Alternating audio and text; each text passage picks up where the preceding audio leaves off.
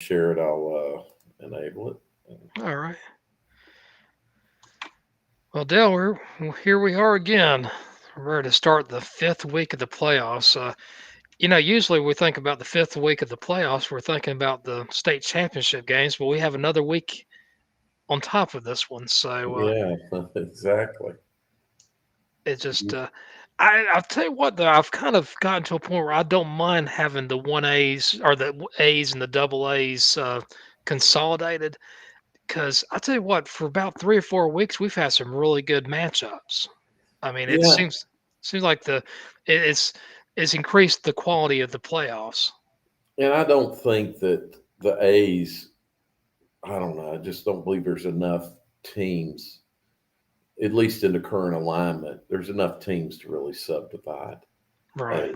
A. Um, and I'm not a fan in some ways of this alignment, but not just the in the 1A and 2A, but it's created some big matchup games throughout the whole playoffs. I think every week you could pick top games that you wouldn't think would be taking place for another round or two. Uh, I think it did create that. I don't know. People could talk about the fairness of some teams getting seated lower than they probably should have been, but because of that, it has created some I think very good games. It definitely has. I think with every realignment, the playoffs matchups seem to get better as deeper in you go into the realignment. At least the playoff formula, I should say. Right. Some some teams they'll realize what they've made. The NCHSAA does have the ability to learn, and they'll. I remember one time where they had a 4A team that got basically were seeded with the number one teams, only won 2 games the entire year. I think it was South Caldwell because they played in the 3A 4A conference with McDowell being the only other 4A team, and I mean they were horrible, and they were seeded like fourth or fifth or whatever in the 4As, and the next year the NCSSAA learned it. It's basically said you're not going to be seeded as a number one seed if unless you have at least I think a 400 winning percentage, and if you're not in the top three or something like that. I mean they added some different variables involved into it, which I liked. So Yeah, it's gonna. I think it'll be interesting to see if the NCHSAA remains the governing body next year. If they reuse the kind of format that they use this year, or are they going to come up with another format? But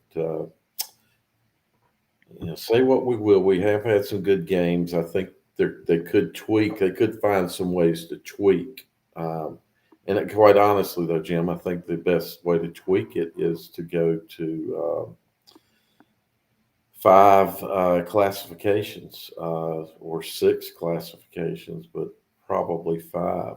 I think that's probably our biggest. For me, that's probably the biggest thing about what we've got. I do like. I was a somewhat of a fan of the subdivided, but I do think in some situations, particularly 1A, I wasn't so sure if it was entirely needed. But I well, guess I'll they're tell you going for a while. one of these during the off season, I'm gonna give you my epic my evil plan about how I do everything with the realignment. But basically, I'd have the small teams playing 1A, the average size teams playing in 2A, and the big teams playing in 3A, and then subdividing them both 1A, 2A, and 3A. So you'd Hmm. have 6 state championships. And the thing is, if you have 1A, 2A, 3A, you're not going to have that many subdivided conferences. And with just even with 4 classifications, we are loaded down with subdivided conferences. So Yeah. that's kind of what I'd like to do is because most of your really big teams are going to be concentrated in the Charlotte area, the Greater Charlotte area, the Triads, and the Triangle. You're going to have some pockets in Cumberland County and down in Wilmington, and a couple teams here in Greenville, New Bern area. But I think that's the way I'd go with it. And I know everybody says, well, South Carolina's smaller than us, and they have five classifications. South Carolina is geographically compact. I mean, Very, very much so. I mean, Exactly. I think if you go right to the center of the state, you can get anywhere within. I think anywhere within the center is what 125 miles, or so. I mean, Well, yeah, I it's would say within 2.5 to 3 hour, at the right, most. There's no Murphy to Manio kind of, exactly, stretch of a potential two teams playing each other. So right, uh, something like that might work, but I think what I would do in addition to that is I might have like a Power 16 or something that you take the 16 biggest schools. This is something that South Carolina has done. yeah, I And agree, they play in their own conference because I do think that's another thing is that maybe the biggest schools and not a full, classification like we have right now, 4A, but split that to about a quarter of what it is at least, and right, make that its own big classification. So that might be a little more than 16, but don't go no more than any more than 32. right. Um, somewhere in that neighborhood, say 16, 24, or 32. You could Uh, take the biggest 10 teams in the Mecklenburg area and the biggest 10 teams in the Wake or the Triangle area, and have its own classification basically, and it'd be a lot yeah, of fun for everybody. of course, the thing there is that, especially in Charlotte, well, we'll see what happens because the new high school is going to open up this fall, and what that does with some of the numbers, but it may end up pushing most of the schools are going to be very similar in size, with the potential exception of Myers Park because they don't play with Myers Park's district too much, but I guess that's all food for another day. But I don't think we have quite the alignment that's really ideal for football. Maybe basketball, but I don't think it's as ideal for football. Well, I've seen we get some messages from Chris Brady. Pender, my thoughts on Pender and Tarboro. We'll get to that in just a little Hmm. bit. Tarboro needs to go back in 2A. I totally agree with that. In football, actually, I wouldn't be that against him going to 3A. To be honest with Right. you. Um, Tim says, then you end up like Shelby in there with a lot of weak teams. Yeah, I can see that with the when you're talking about having that big 16, big 20. You're right; it does dilute that stuff. And then Chris says, how many private schools other than Charlotte Catholic and Cardinal Gibbons are there? Shouldn't they play in a private conference? I think there's a what we need to change our terminology a little bit. Yes. Instead of using private, I say do non-public, because Catholic and Cardinal Gibbons are not private schools; they're parochial schools, and there is a difference between the two. But I understand what you're Exactly. talking about the non. They are non-public schools, and uh, dude, should they play in it? It's kind of hard to say on that. If Cardinal Gibbons was in his own conference, they would have nobody. Basically, private schools even become close to them in size. There's nothing over there in the Wake County area, except for maybe Ravenscroft, and even that's probably. I bet you Ravenscroft's probably 3 times smaller. Now, if you look at Catholic, I mean, I guess how big is Providence Day? Is it like they have 600 kids? You think, Well, or Yeah, Catholic's much larger than Providence Day, yeah, and Jim, I don't think that's the issue.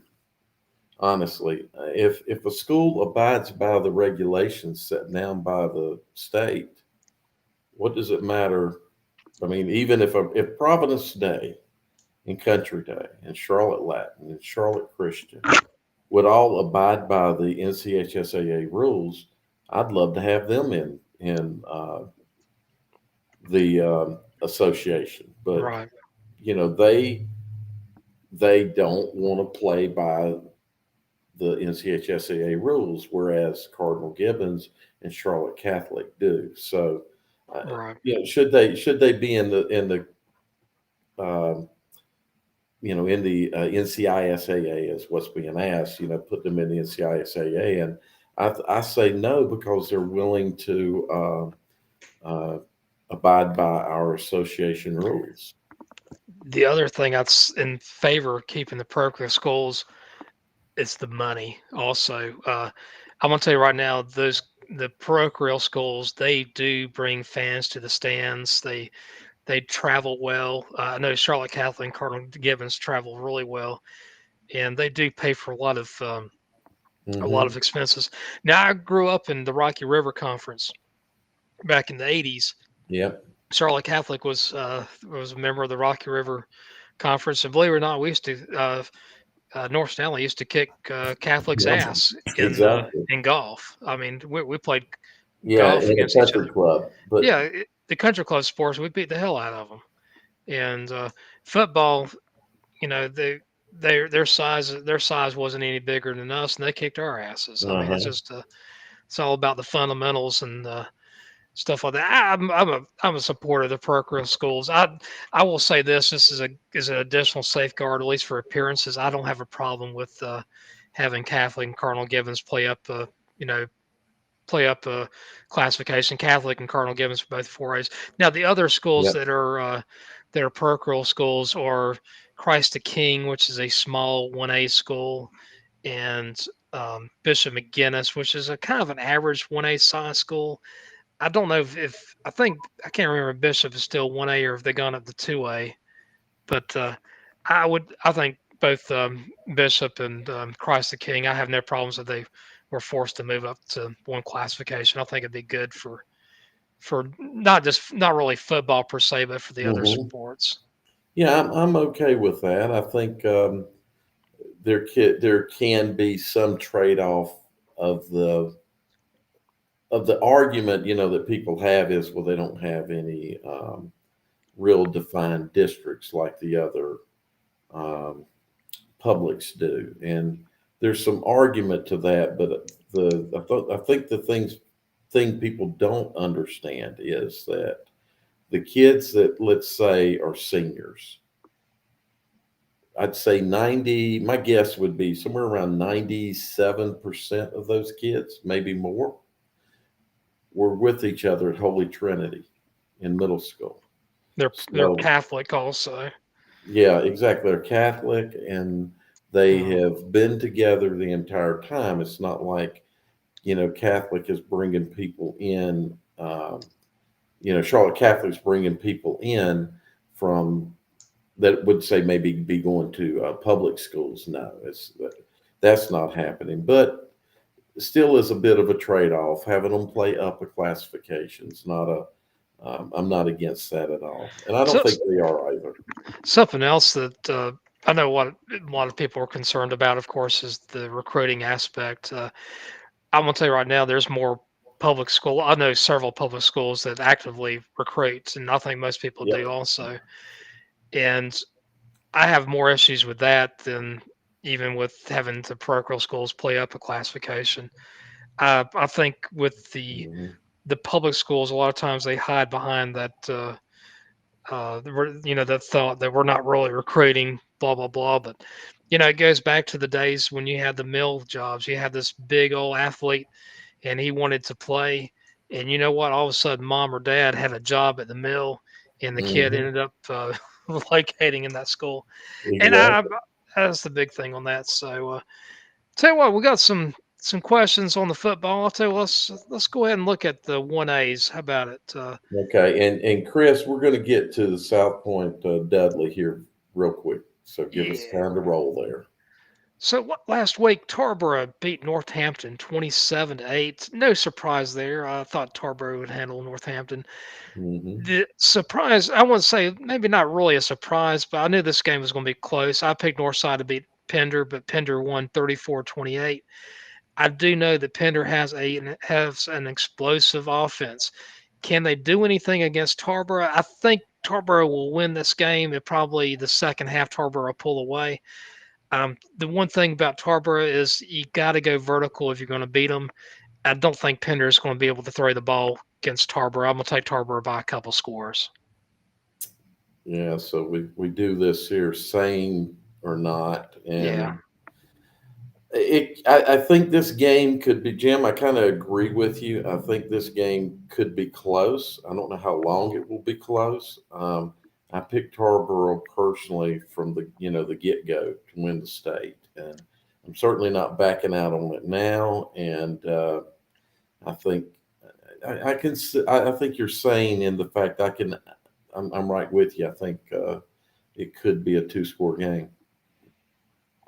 Now, last week in the West, Robbinsville Murphy, that is a Southern, or was a Smoky Mhm. Mountain Conference rematch, and Robbinsville won the regular season game, and they won the playoff game. They skunked Murphy, beat them 28-14.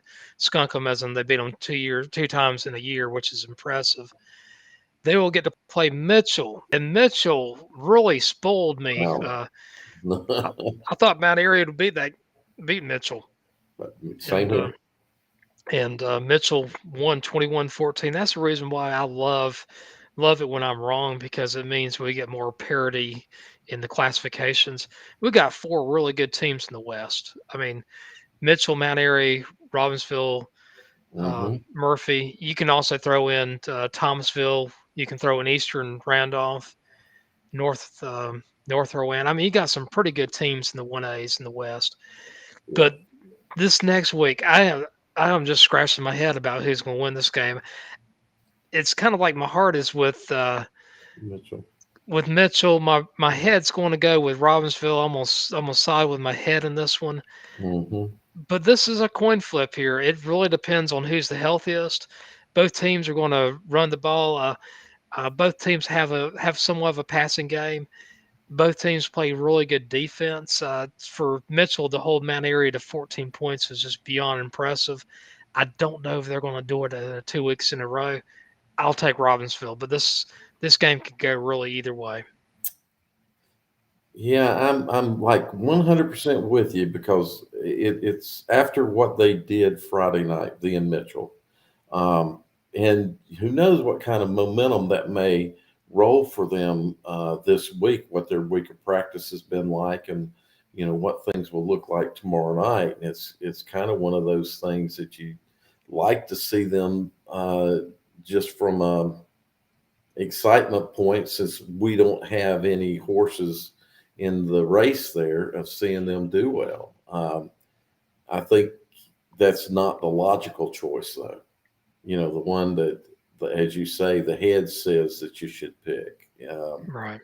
I do believe if they can roll correctly, come out and play well, and play their ball game, they can make a ball game of it. And if the thing is if you can keep yourself around to the fourth quarter in a game, anything can happen.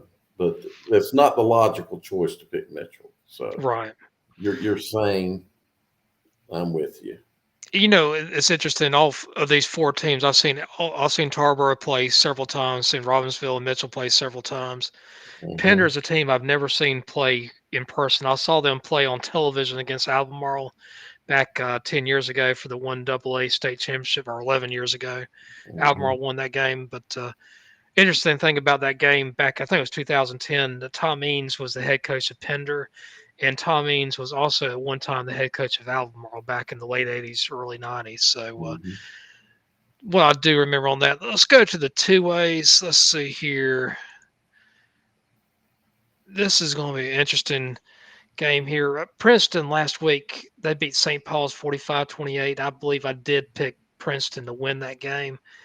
And they get to play Wallace Rose Hill, who I did pick to beat Northeastern. Yeah.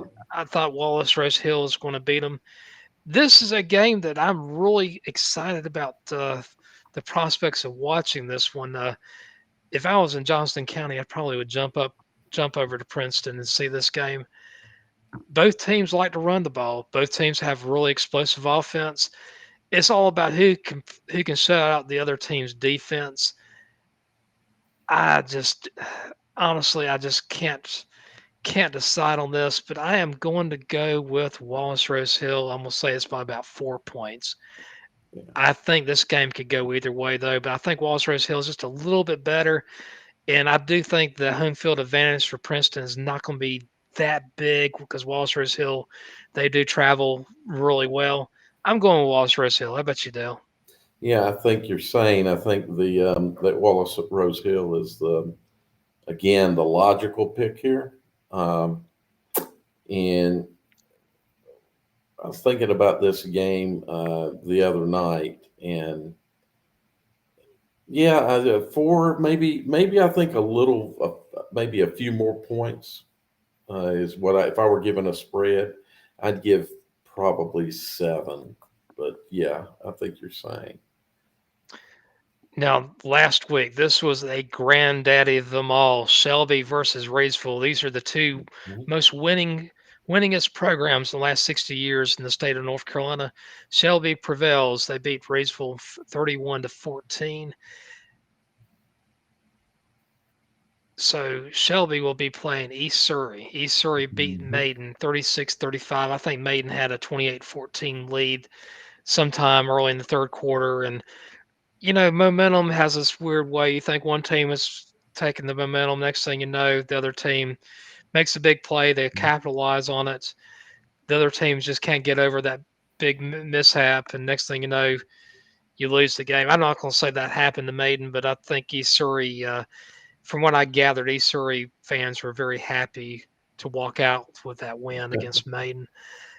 I thought last week, though, to be honest with you, I said this in my head. It kind of reminded me back in the 1983 NCAA basketball tournament where you had Houston and Louisville playing in one game, then you had Georgia and this Yeah, team in Raleigh. Was it NC State, I think? I don't know. Some And a lot of people were joking around back then that there was the varsity versus the JVs game. The first game was the or the Houston Louisville yeah. game was the varsity, and NC State Georgia was the JVs.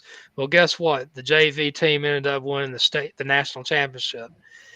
I think that was kind of how I had in my head, though, that Easter and Maiden was kind of like the JV side of it. Hmm. That's not the case. Easter could beat Shelby. Shelby better not have a letdown. If they have a letdown, East Surrey can and will win this game. I'm going to say Shelby doesn't have a letdown. I think Shelby will win by about 10, 12 points. That being said, if East Surrey, if they capitalize on some fumbles or interceptions, if they do a good job with special teams, they can and will win this game. Shelby, I'll take you by 12 points, but you're ripe for an upset, so be careful. So first, we got to commend Maiden for what a playoff run, and it ended not in a way that they wanted it to end, but commend them for a great playoff run. Uh, didn't really think they'd make it that far. I can see what you're saying about East Surrey. Um, I mean, I don't think they're a team that Shelby should sleep on. I do think they're going to have to come out and play a very good football game. Um, I don't know if they have to play their best game to win, but I do think they have to play a very good game to win. Uh, if East Surrey comes out and plays their best, let's say. Uh, Right. I do think that Shelby can play a little under what might be their highest potential and still win. Uh, but I just got a feeling that Shelby's going to come out and play great football Friday night. And what a place to be. That could be a very fun game, but I'm actually going to go a little higher on the margin than you. So I'm going to say 14 points. 14 Uh, points. yeah, I just think that you don't want to regional finals. Uh, I don't know. I just don't think you want to go tangle with that lion this Friday night. Um, but East Surrey definitely brings their ball game, and if Shelby just plays what you would call a good football game, they can lose this game. They Right. really they've got to play solid football. They play solid football, they win by a touchdown or more. They play their to their full potential. Yeah, I think they got a two touchdown win. It should be a good game. Either way, you're gonna see some really good football down over in Cleveland County. I That's think no so. I don't think no. it's going to be a blowout game of you know three scores or more. No. Now, last week, going to the 3As, I did pick Jacksonville to beat Eastern Alamance. I thought Mhm. that Jacksonville was a little bit more battle tested than Eastern Alamance. I thought that the teams were somewhat Eastern Alamance maybe didn't have quite the competition. Actually, I know they didn't have quite the competition as Jacksonville. Jacksonville did win. They will get to play J.H. Rose, who to me really Mhm. surprised me. I did not see them beating Scotland by 3 touchdowns. I didn't either. I didn't see them beating them by any touchdowns. So Yeah, I picked Scotland to hate win that that. game. I Me thought the too. Scotland win by 1 or 2 points or so, but I thought it was going to be a close one. But now Rose, those guys, they know how to move the ball. They know how to get out on their roller skates and score, but they also have a good defense. From what I've gathered with Rose, Rose might be just a little bit more of a little bit more fundamentally sound in Jacksonville. I think Jacksonville has played tougher competition though, so I can see this game really going either way. But I'm gonna take Rose. I think this home field advantage is gonna pull them out. I'm gonna go Rose by about 4 points. Yeah, I agree. You're very sane there. Hard to pick a margin. I think it's I don't know. I think the line would have to be somewhere under one score.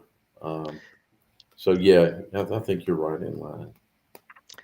Now the West Side. This is some fun games here. Last week, South Point. What did they do? They Yeah. exacted some revenge against Crest. Beat the Crest Chargers 34-27. Hmm. They get to play Dudley. They get to travel to Dudley. Dudley beat Statesville 20-6. Dudley is a team that I just cannot pick against in the playoffs this year, or hardly any year. South Point at the same time. Let's look at this. They came in as a 16 seed. They beat who was that? Eastern. Oh gosh, who was that? Eastern. It pops up here again. Eastern Guilford. Okay, they beat them by 10. Beat Pisgah by 3 points. Beat Forest View by 20. The Crest game, they've kind of, to me, they've kind of been a sleeper team. They haven't really beaten anybody that exciting. Eastern Alamance, I mean, or not Eastern Alamance, Eastern Guilford. That was a good win, but not an exciting win. Beating Right. Pisgah, I thought Pisgah was overrated. Hate to say that to my friends over in Canton, but I did. Forest View, I knew that Forest View would have a challenge against South Point. I think I actually might have picked Forest View, but more of a heart move. Beating Crest though does I think they're no longer a sleeper anymore. But Dudley is just loaded. I mean, they have a great offense, great defense. Hate to say this South Point, but I'm gonna take Dudley. It might be about 14 points too.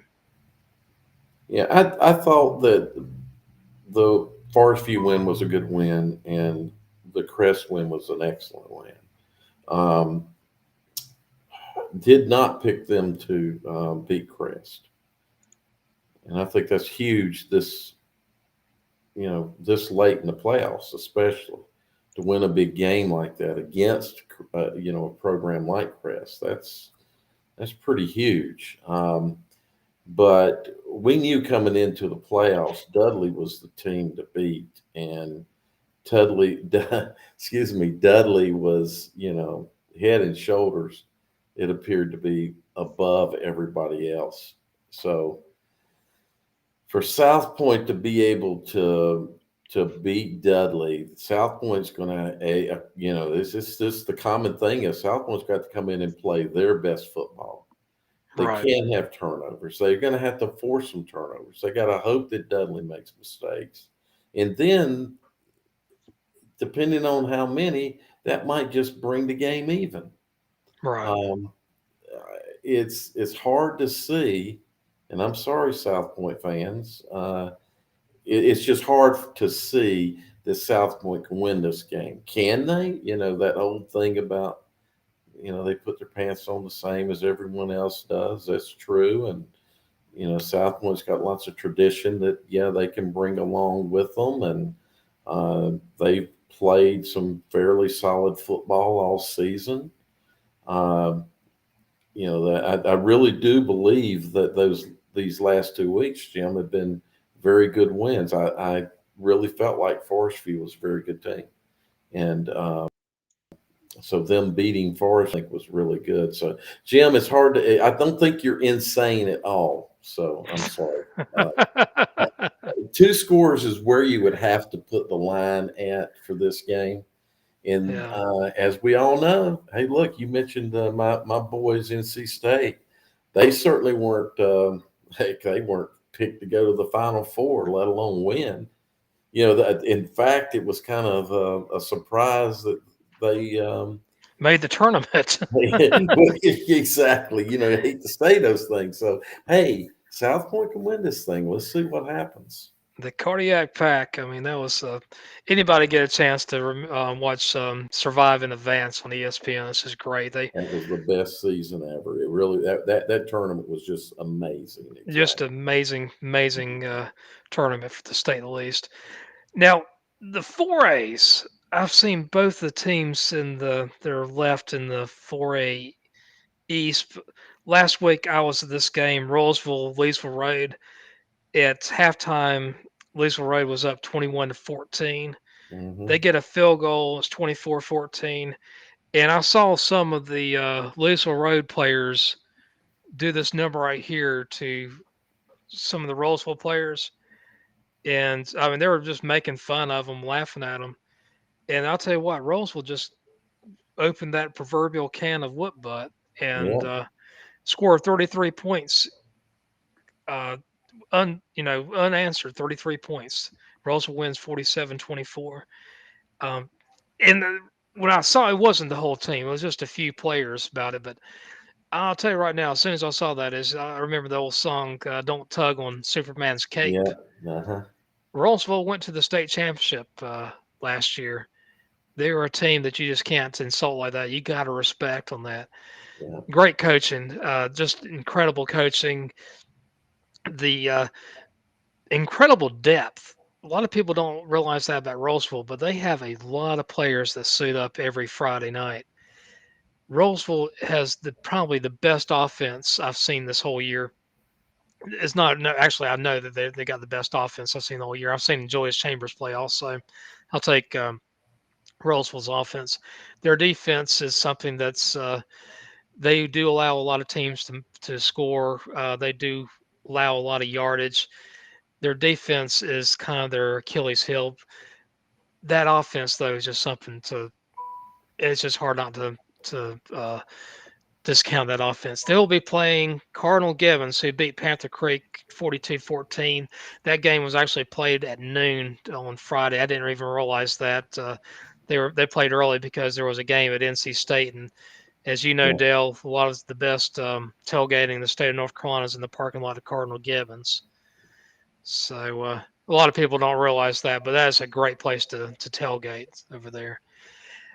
This game is going to be interesting. Cardinal Gibbons is a very fundamentally sound team. They don't make mistakes. That said, I think athleticism is going to be a big key for tomorrow night. I'm taking Rolesville in this game. I'm going to take them by a touchdown. I don't think Cardinal Gibbons has anything to answer that they can throw to this quarterback. Hmm. Quarterback Brown for Rolesville is just out of this world. The kid is 6'4".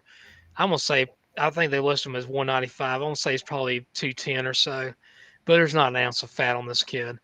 And I saw him make 6 defenders miss last week in the third quarter. That Hmm. guy gets faster, he gets stronger. The defense at Rolesville gets stronger too. And they got really energized last week. I'm taking Rolesville. I think they got lightning in the bottle on this one. What's Okay. your thoughts, Dale? Well, I thought you were going to take Cardinal Gibbons, and I was prepared to go against you because I really did. I thought that this would be a game you'd pick Cardinal Gibbons because I think a lot of people are, but I like Roseville's chances. The interesting thing about what you said about the tugging on Superman's cape. Uh, One thing players should learn is you should never give your opponent any motivation at any point in the game. You should never motivate them. You should demotivate them. And if you feel like um, trash talking and belittlement is going to demotivate someone, no, no, not winners. Now, it might demotivate a team that was 0-9, and you're playing on the 10th game of the season. They're 0-9. Yeah, it might demotivate them. Or they're 4-6, but that's not what we're talking about. We're talking about a team that has won some pretty big ball games in here in the playoffs. So All right. what a stupid thing to do is all I can say. But I'm with you. I think the game's going to be a very competitive ball game. Um, but I do. I go with you both in spread and pick. Well, I'll tell you, it's going to be a fun game. If I go to a game, I will go to that one, I'm sure. But I don't know if I'll be able to make a game tomorrow night or not. Now, in your area, Huff, they beat East Forsyth 26-14. Yeah. I was not that surprised by that score. I knew East Forsyth, they played some pretty good defense. I didn't think there was going to be a blowout by any stretch of the imagination. Huff gets to play Julius Chambers. Chambers beat Weddington 45-14. To me, that is a statement win right there. I did not see Weddington getting blown out by Mm. 31 points, and that is a blowout. So there are no ifs, ands, or buts about that. Well, I was at the game. It was without a question a blowout. I did not expect it. I talked with a couple of the officials during the game. Um, I remember one of them, actually the true side judge, because they had a full complement of officials, and he he told me, he said, "So, did you expect this?" He said, "This is not what I was expecting to see tonight." And um, I told him, absolutely not.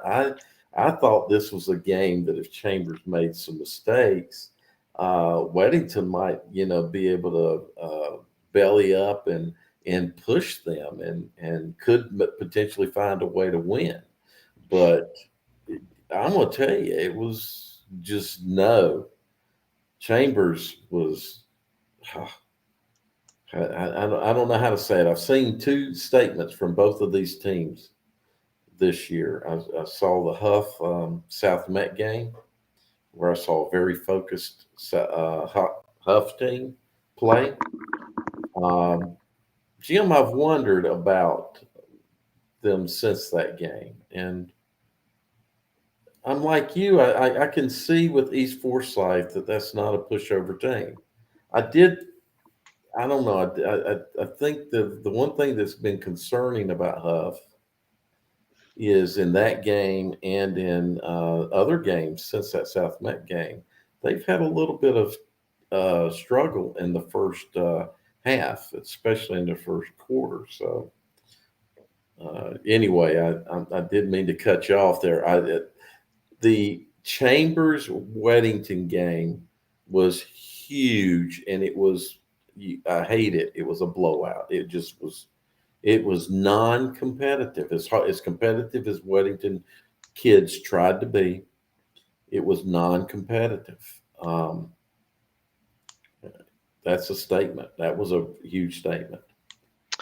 Oh, I thought so too. And I saw Julius Chambers play the very first game of the season. I saw them beat Cardinal Gibbons, and they beat them by one score. At the same time Hmm. that when I was at the game, it wasn't a one score game. It was more like a feel of like a 3 or 4 score Right. game. Cardinal Gibbons is a good team, but Julius Chambers was in a different zip code. Yep. I know Julius Chambers had a high ceiling. I know Huff has a high ceiling. I will say this though: to be the best, you got to beat the best. I mean, I know Hmm. that's Ric Flair says this. Call me crazy, but I'm taking Julius Chambers over Huff. I think this game is going to be close. I think it's going to be a very close game. I think Huff is going to rise to the occasion. If there Hmm. was any letdown in the last couple of weeks, I think that will go away. Uh, Julius Chambers has been there. They've been there twice, and I think they can go to a third time. Earlier on the season, Huff beat Julius Chambers, and it's really hard to beat a good team twice, and it's just about impossible to beat a great team twice. And I think Julius Chambers is a great team. I'm gonna take Julius Chambers. I'm gonna say it's by uh, 5 points. So, and let's not discount that Chambers win at Weddington. Now, when I say discount, let's add to the fact that Right, that blowout was at Weddington. right. Just That's a good point. Really good they point. they have, most of the playoffs they've been in the on the road. Um, they did lose to Huff earlier in the season. The problem for them is that they made a number of mistakes, Jim. And mistakes are, killers can be killers. And the, those mistakes were huge. And that's what happened in the Cardinal Gibbons game. They didn't play solid football. Uh, here, Huff. I did not see what the one thing that surprised me about Chambers this past Friday night in that win was that those kinds of mistakes that they have been making throughout the year that they're still winning ball games, but it's like, man, these penalties, and we're talking about penalties. We're that's the kind of mistakes I'm talking about. Penalties at there's never a right time for a penalty, but those kind of penalties that just kill things. And that really didn't happen Friday night. Um, Now they didn't play perfect. If they'd played perfect, it would have been even worse. But let me tell you, they played some of the best football I believe they've played this year Friday night. And I'm picking Huff. I mean, excuse me, I'm picking Chambers.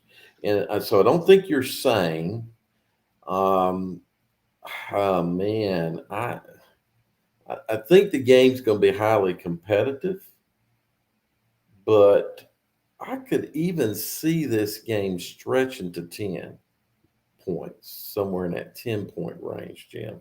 Gotcha. Um, I'm gonna give a little bit larger spread than you. I'm a Okay. little more, so I guess I'm a little more confident in that Chambers can win, but Huff has got a team. So this is one of those things that if either team is playing, their best football, the other team better be, or it's not going to be pretty for either team, Right. for whichever team. So, um, even though I'm with you and I pick Chambers, I do believe that if Huff plays their best football and Chambers only plays really good football, they'll get beat. They Right. they will get beat. The big key for Huff is going to be they need to come out. So there's just a few keys for Huff. Huff needs to shut down number three, man, best running back. I showed some guys today one of his Smothers highlights from his Myers Park game last year. I don't know if you saw it. I had a great video of it that I took, and then Under the Radar had a great video, and this was where in all of his step move cuts, one of them is where he actually steps backwards, and he doesn't lose stride in all this that he does. So it's like a fluid motion of making a step forward and then immediately stepping backwards and then to the left and then going forward and making guys miss. And Huff pretty much handled him.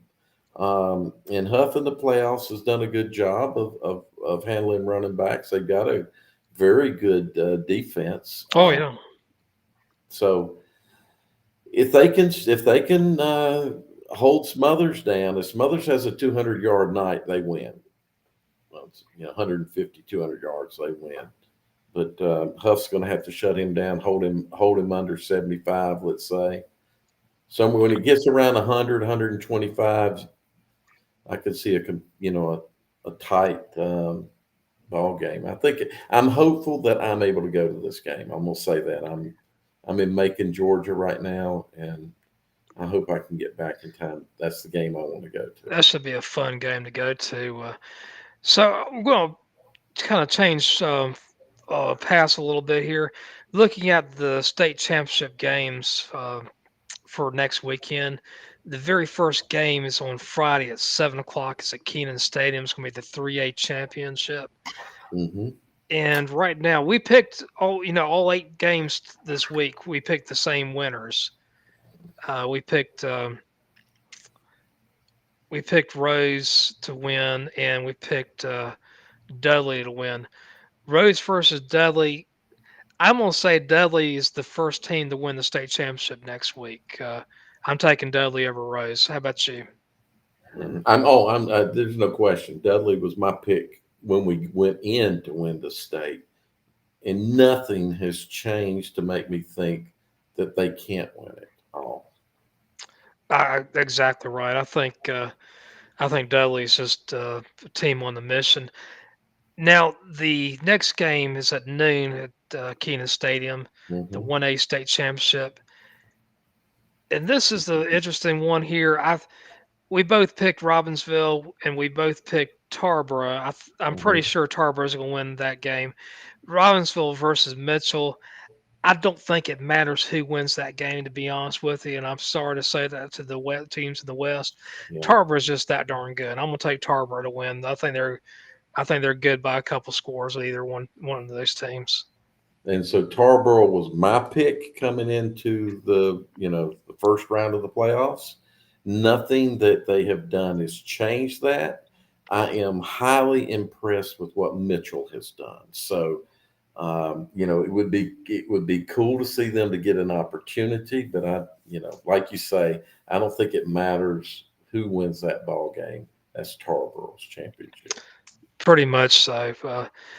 I think Mitchell played in the 2015 or 2014. They went to the state championship. I think it was 2000, one of those years, and they lost to, I think it was like Wallace Rose Hill or somebody. Uh, so Mitchell has tasted it, but Robbinsville, they've won about 12 or Yeah. 13 state championships. So What a storied program that is. you got that right. So we both of us taking Dudley and Tarboro over in Keenan Stadium. So Hmm. then the fun starts over at Carter Finley. And to be honest with you, Dale, I've been to both Carter Finley, I've been to Keenan. I graduated from UNC, obviously, but Hmm. Carter Finley's got the better atmosphere. It's got the better amenities, if you ask me. Uh, Two-way game. I've always been high on Shelby. Shelby, I'm predicting is going to play Wallace Rose Hill. I think this is going to be an epic battle. I think Wallace Rose Hill is really, if it's possible for Wallace Rose Hill to fly under the radar, they have. Uh, at least going into the playoffs, I think most people are thinking about East Duplin being the better team, Hmm. but they've done really well. I think it's going to be a close one. I'm going to take Shelby though. I think Shelby's the would be the safer pick. Well, the good thing is that Shelby was also my pick at week one to win it. And the only thing is that I may be a little less confident that I still think they can win it. I still think it's theirs to win. Right. But Wallace Rose Hill, I agree with you. And if there's a team around that's the four teams remaining right now, that's the team, or the other three teams, let's say, that's the team that could beat Shelby. But Shelby was my pick at week one to go all the way, and that does not change. So I feel pretty good, although I did pick teams like Scotland to make it, Right. um, uh, deeper than what they did, but um, actually, I picked them to make it all the way to to play in the finals, not to win.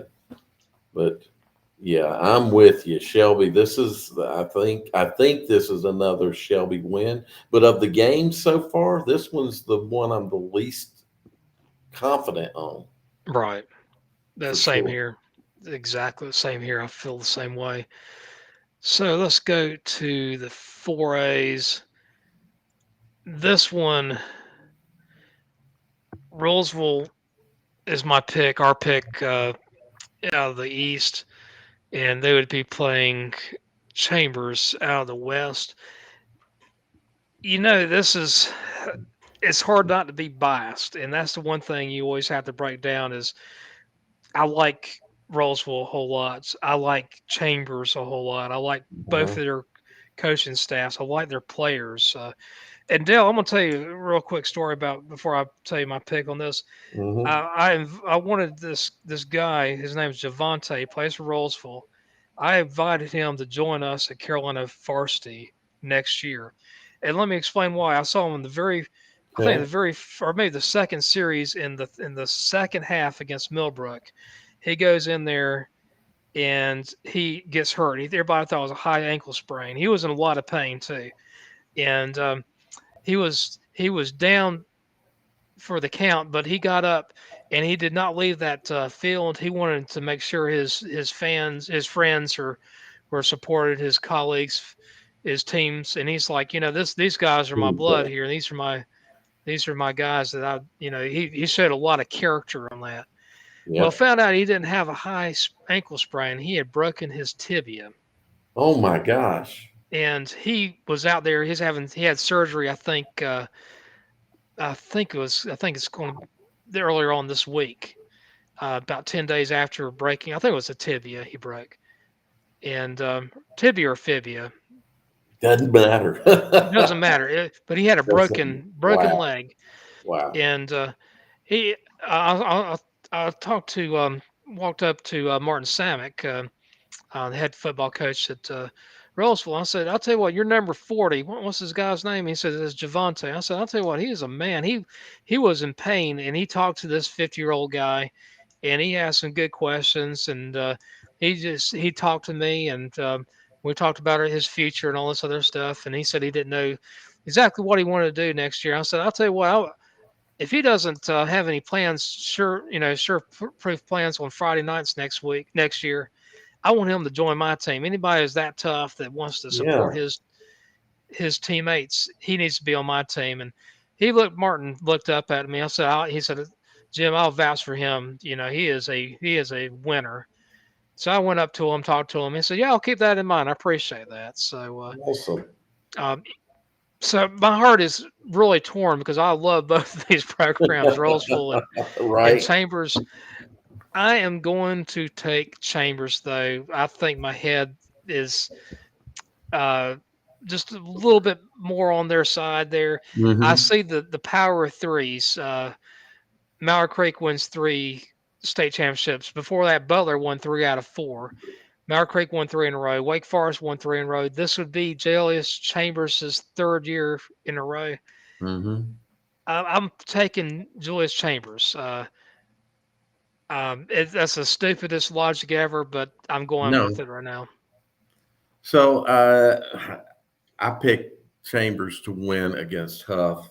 I do have to say that coming into the playoffs, I wasn't sure between Huff and Chambers. Um, I think maybe first week I picked Chambers, but by the second week I was behind Huff. Um, and but I'm back to Chambers. I think this is a state championship, to Yeah, be honest with you. I think either one, the winner of this game, no matter who it is, wins the state championship.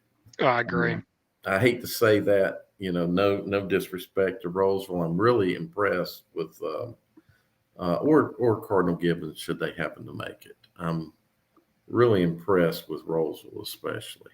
Um, but yeah, I'm with you. We don't disagree on any of the four state championships. I don't know if that's good for the teams. Well, I'll tell you what, anything can happen. Who I picked to win this week might not be who I pick next week. It all depends on what we see and what we observe and what we hear. Now we do Exactly. have a couple comments. Kim Bumgarner says last week's game at Huff, the temperature was 35 degrees at game time. This week it could be 65. Make a difference? Yeah, I think it makes a difference. I think that's when you don't. I don't think it's going to be warm enough where you're going to have cramps per se. I think you have to be in the 80s and have it humid. But I will say this: playing football, getting hits at 35 degrees versus getting hit at 65 degrees is a different sensation. Yeah, no doubt. And I'm trying to think, who has advantages with that. And I don't think, I don't because think the thing about the two teams is they're very similar, with the exception that Huff has the potential to be better in the passing game. They're a really good quarterback. And um, they've got some great receivers. And the a warmer weather like that does tend to play better for a passing game. agree. And that is their yeah, and yes, they are big boys. So they're both big teams, big boys. Both of them have big lines and fast lines. It's amazing to watch those linemen, especially the D linemen on both sides. The speed, agility, quickness, and strength is phenomenal to watch, and it's both of them. I mean, they both have got it. They smothered. I watched Huff smother South Meck. I watched Chambers smother Weddington, and the smothering of Weddington was just a shocker to me in a team that's accustomed to playing smash mouth football.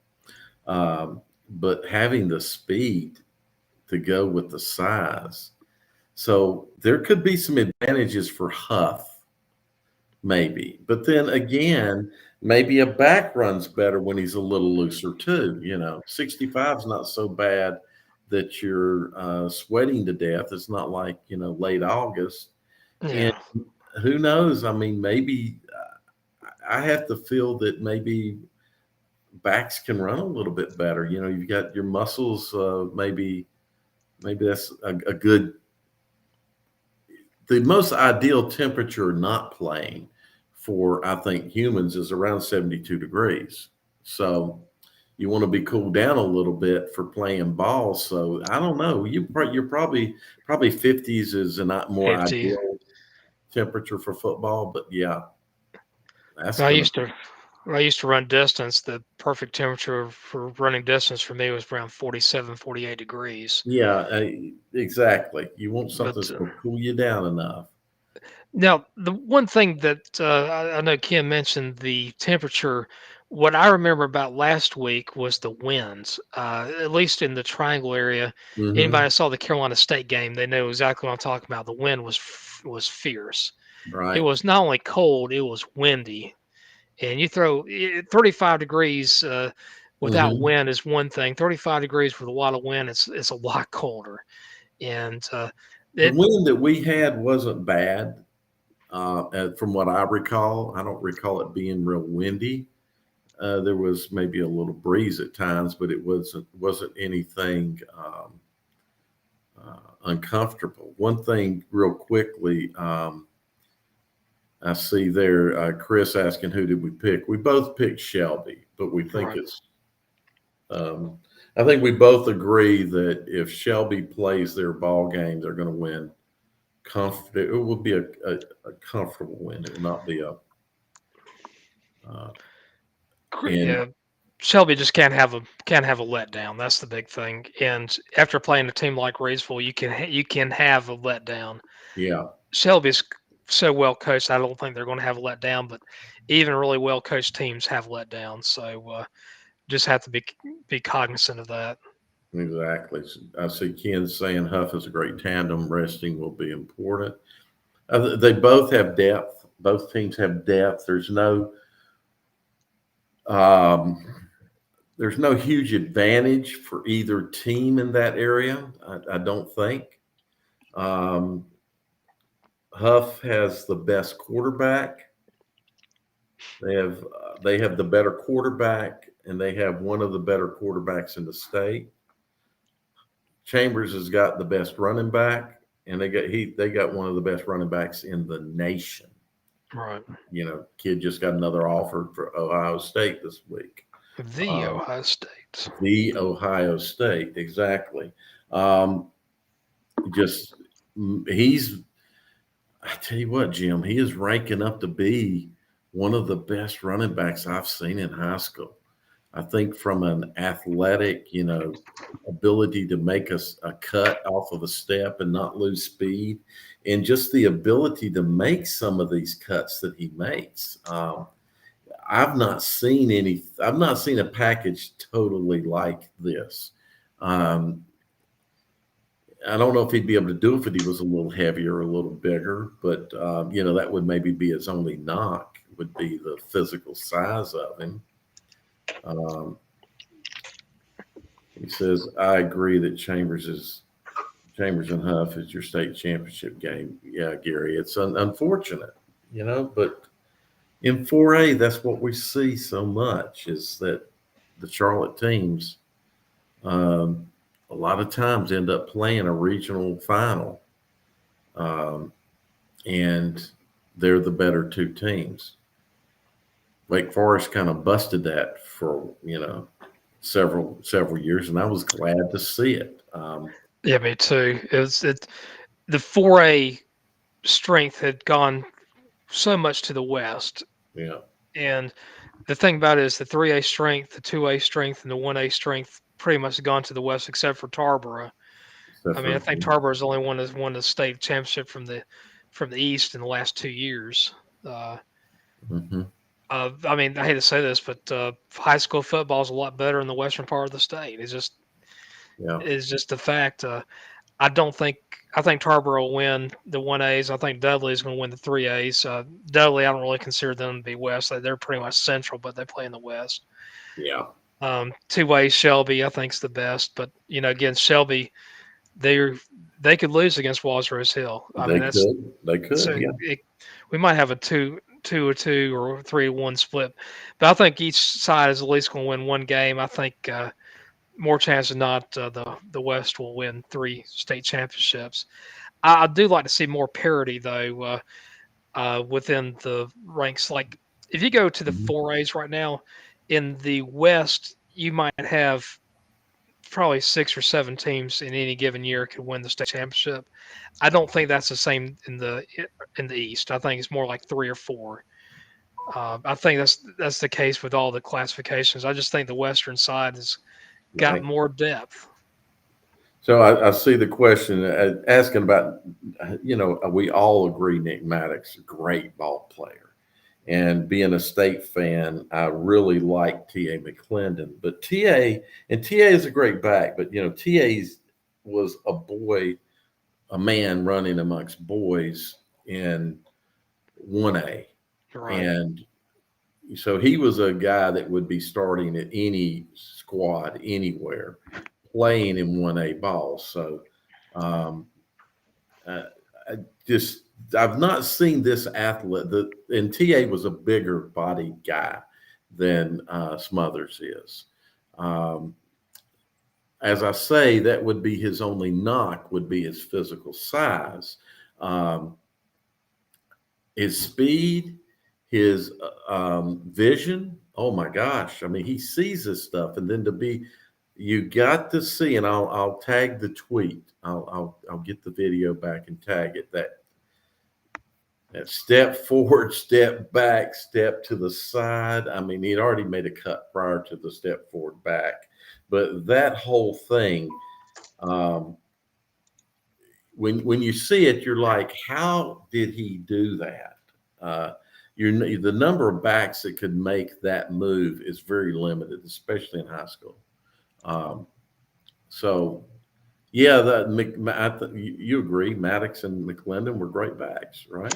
Oh, I agree. McClendon, I mean, he was not just a great back. He was bigger, in at least in 1A football. He was bigger in probably all but maybe one or two of the defenders that he had Yeah. ran against in 1A ball. I mean, it's just the only team that could ever handle TA to a decent degree was Thomasville, and Hmm. I mean, McClendon would have an off night and only have 150 or 170 yards or so. That's McClendon was awesome. I mean, I think he was 5'10". I think it was up to like 235. I mean, he was huge. He was a big boy. I Yeah. mean, it wasn't mama's fat either. He wasn't mama's No. biscuits on him either. He was a big, big, muscular guy there. Um, yeah, gosh, and, it's hard to believe this, but McClendon is 38 years old. I just checked it up right now, and Right. he biggest mistake I thought they ever had was when he got pushed out to the NC State. I think he should have played his senior year at the NC State. Shouldn't have Yeah. gone pro. Yeah. And his biggest problem in college was injury. And I think his injury problem had a lot to do with his, I don't know, he did have a desire to get the extra yard. And Oh yeah. sometimes that desire to get the extra yard led to some injuries. I mean, he had a couple shoulder separations, a wrist Yeah. fracture. I mean, So, it also I think it hurt his ability to. I mean, he wasn't a turnover machine, but he did have some costly turnovers in his yeah, career. he did. He did. So, But but he was a great back. And, Joe McIntosh was a great high school back as well. Um, what was his name at Rose? Andre. He played at State.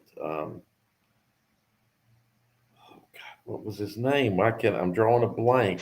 He was another one of those men among boys. right, I remember watching the state championship game and watching him run around out there, and he really looked like a man running around with boys. So we've seen a lot of good running backs. I don't think that just McClendon and Maddox are.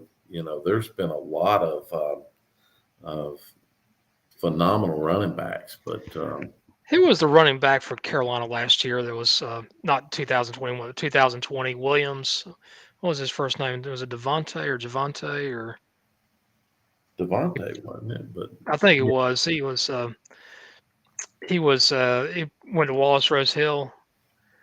And did you know that he was his team or his school's valedictorian? no, I didn't know that.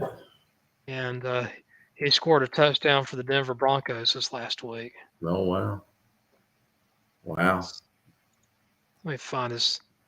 that's I'm horrible with names, so it's Javante. Devontae. That's yeah, 5'10", 220 pounds. Carolina had a good backfield that year. Now, with T.A. McClendon, I always have a soft spot. My mother taught him arts when he was in his elementary years, Hmm. and the other guy that I always have a soft spot was over at UNC also, Antonio Williams. He went to Hmm. North Stanley. he, he was the guy that took away a lot of shame for being a 1989 North Stanley grad. Because our football team history is horrible until Antonio got there. We Right. like I think we were basically at I'm gonna say about two every 3 games we would win one game in our history for the first 50 years, and then the last 9 years we've had all winning seasons. So Yeah. So I say, of Corey Alexander and Michael Waddell. Yeah, especially Waddell. I don't. I think we all remember him playing. Oh boy, uh, the state has had some very good running backs. Oh yeah. We have been blessed with a lot of good running backs. Now Quavaris Crouch was a good running back. who's that running back that Tom Knott still has nightmares from 34 years Well, that's later? what I was saying. I just mentioned him a moment ago, right? Yeah, Uh, Anthony Barber. uh, you know, State has had so many good running backs. Garner, man, I tell you, that's Well, Anthony Barber is a tough man. I mean, I'm not Jewish, but uh, he's a mensch. I mean, he is a man. He was going undergoing chemotherapy and still coaching Jordan High School a few years ago. right. I mean, he is tough. And if you saw him, he's I think Anthony's 1 year older than I am. He's probably 51. I'm 50, and he had just his body. There was no fat on him. I mean, he was just muscular Hmm. to this day, and just a nice individual. Just a sweetheart of a person. Yeah, what did And he have? 4 touchdowns in that game. I know he had like 343 yards. I mean, it was crazy. Oh my gosh, it was crazy. It was And t- that was going to be Harding State Championship. That was their state championship. I'll never forget that clip from the Gardner head football coach right before the game. He's like, "They think they think we're nothing but rednecks down here in Gardner. Gardner, yeah, my name is yeah, talk like this and Gardner. We're rednecks." And you look around there, and Gardner is not like it's a middle of a cow pasture. It's not like it's New London, North Carolina, or Or you Frog know, Pond. Frog Pond or Big Lick or something like that. I mean, it'd be like calling Concord, or well, actually Concord 35 years ago was a redneck place. Right. Let's not kid ourselves No, about but it. I know what you're talking about. But It's it'd be like calling Cary a redneck place. right. And Anyway, it was really funny listening to him, and his players believed everything he said too, which was even better. But Well, it's motivation. yeah, That's the key is you give people reasons to be motivated. yeah. And sometimes in games like that, you have to find motivation. Uh, and if you can be the more motivated person, look what can happen. So that was not expected. And wow, just kind of like walked up and slapped Tom Knotts in the face. Well, last week we talked about NC State, about who the coaches that you would Yeah, who you want to, if you could had to have a one really good season, or who you had good game. I think you said Lou Holtz for the one good game, and was it Bo Ryan for the season? exactly. Yep, yep. I said I'd take Dick Sheridan for the And I season. and I can agree with the Dick Sheridan thing. Yep. Uh-huh. Let's talk about Wake Forest now. Let's rank your three best Wake coaches. Oh Well, God. let's make it four. Let's the best four Forest coaches in the last 40 years. And Go ahead. well, my number one pick is Jim Grobe. Okay. I think Jim Grobe is the best. Now, the second one, you're going to might be a little bit surprised by this one, but I'm going to take John Makovic. Okay. Okay. So that was a little bit hard to swallow. The third one is obviously your current coach here, Dave Clawson. I think Yeah. he's up there. And the fourth one, I'm going to surprise you here because this is a sentimental pick. He's Nobody else is going to pick him as four or five or six. Be Tom Harper, because I'm friends with Tom's son. Uh, Uh-huh. Tom Harper was the Wake Forest coach back in 1972. If I wasn't being biased, it would be Yeah.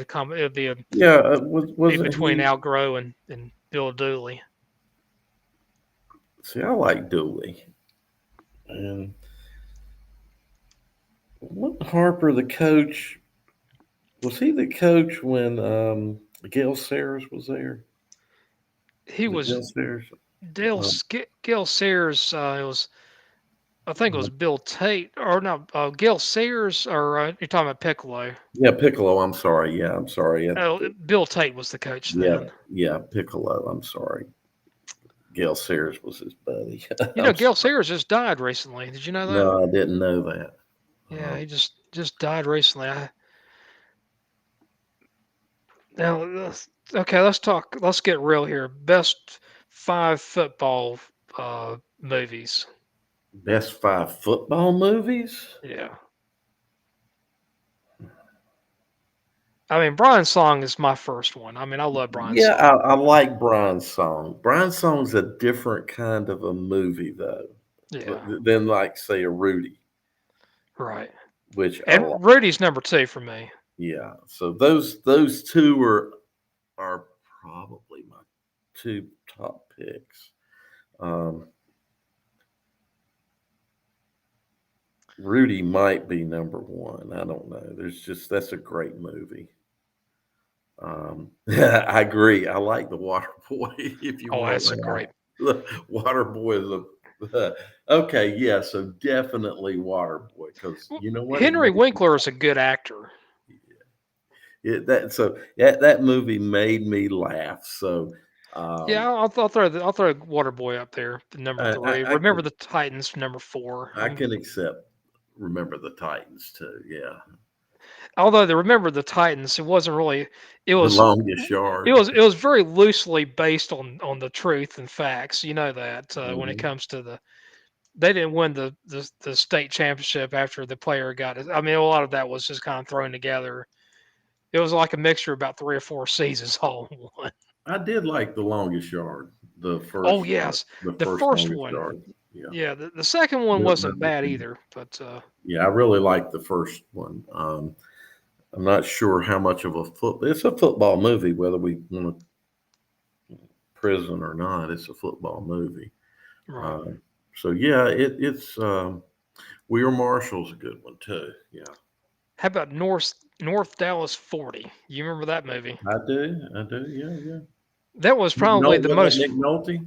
Nick Nolte. Yeah, Yeah. that was probably the most um, probably the most realistic of all the football movies. You Hmm. had the guy from the Oakland Raiders, the crazy guy, John Matusak was in that movie, Hmm. and he was crazy. That rascal was just one of the craziest people ever.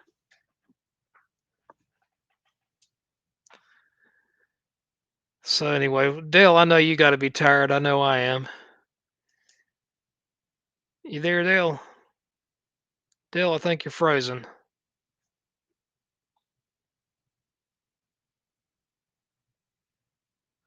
Yes, I think Dale is, or maybe I'm Radio. That's another good movie. I do like Radio. Um, you know that the guy that the movie Radio is based off. I believe he passed away not that long ago, last year or so. Where was that? In, was it Hannah High School in South Carolina? Is that where that was? He's frozen. Yeah, I don't know that one. Dale, I think you are frozen here. He is frozen. So anyway, guys, I think that's about all we can do tonight anyway. For Jim West, Dale Ross, thank you so much for joining us this evening, and wherever you are this coming Friday, or actually Friday's tomorrow. Gosh, usually we have our show on Wednesday nights, but no matter where you are tomorrow, if you can go to a game, it should be some really good weather. So anyway, guys, have a good evening. See ya.